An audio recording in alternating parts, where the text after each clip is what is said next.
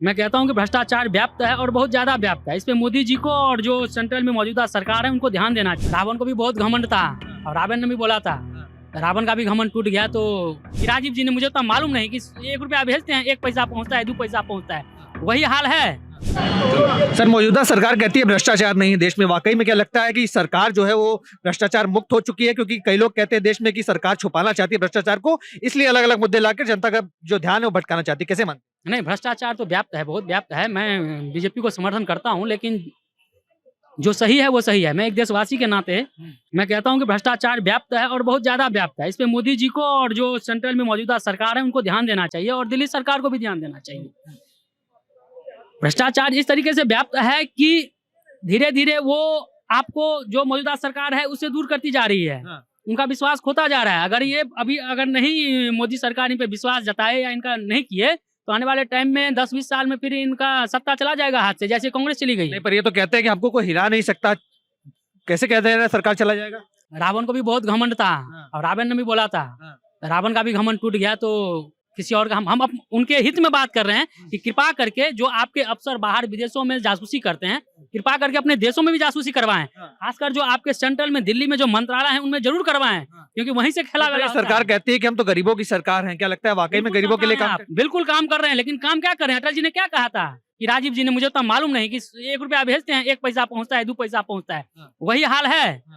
जो कुछ हो रहा है उसमें बहुत कुछ गड़बड़ हो रहा है। अब क्या हो रहा है वो आप पता लगाओ, लेकिन बहुत हो रहा है।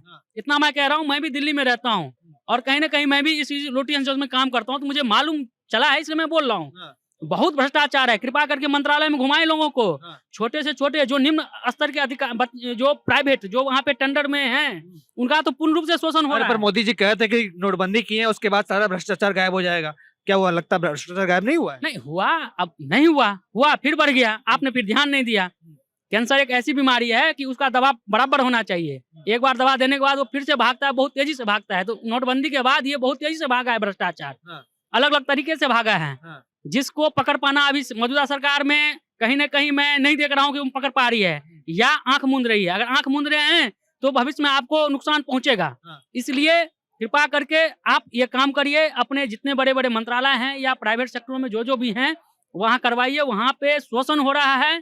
जो भी छोटे मोटे कारीगर हैं या काम करने वाले लोग हैं उनका शोषण कर रहे हैं, दबा के शोषण कर रहे हैं, मारे जा रहे हैं, गाली दे रहे हैं, फिर भी वोट दे रहे हैं। एक समय आएगा कि बीजेपी को तो अभी वोट दे रहे हैं, गाली भी दे रहे हैं, लेकिन उस टाइम सिर्फ गाली देंगे, वोट नहीं देंगे। कोई तीसरा आकर के ना उड़ जाए। अगर सत्ता का घमंड हो गया हो तो कैसे उतरेगा? जनता उतार पाएगी क्या? 100% उतार देगा जनता, 100% उतार देगा। अगर इस भ्रष्टाचार देश का एक ऐसा मुद्दा है, जैसे हिंदुस्तान पाकिस्तान की बात आती है, वही मुद्दा समझिए भ्रष्टाचार। वो बाहर से खोखला कर रहा है, ये अंदर से खोखला कर रहा है। बिल्कुल, इसलिए इन पे ध्यान देना सरकार को बहुत जरूरी है। बिल्कुल, देखिए तमाम दर्शकों को ये सूचित किया जाता है जिस तरीके से जनता का कहना है कि भ्रष्टाचार लगातार देश में बढ़ रहा है और जो मौजूदा सरकार है कहीं ना कहीं वो सत्ता के नशे में जो है वो घुमान है और उस पर भ्रष्टाचार पर बिल्कुल भी ध्यान नहीं दिया जा रहा है। आपके क्या विचार है? कमेंट्स में लिख डालिए और तमाम ऐसी खबरों के लिए न्यूज़ बीन को फॉलो करें। धन्यवाद।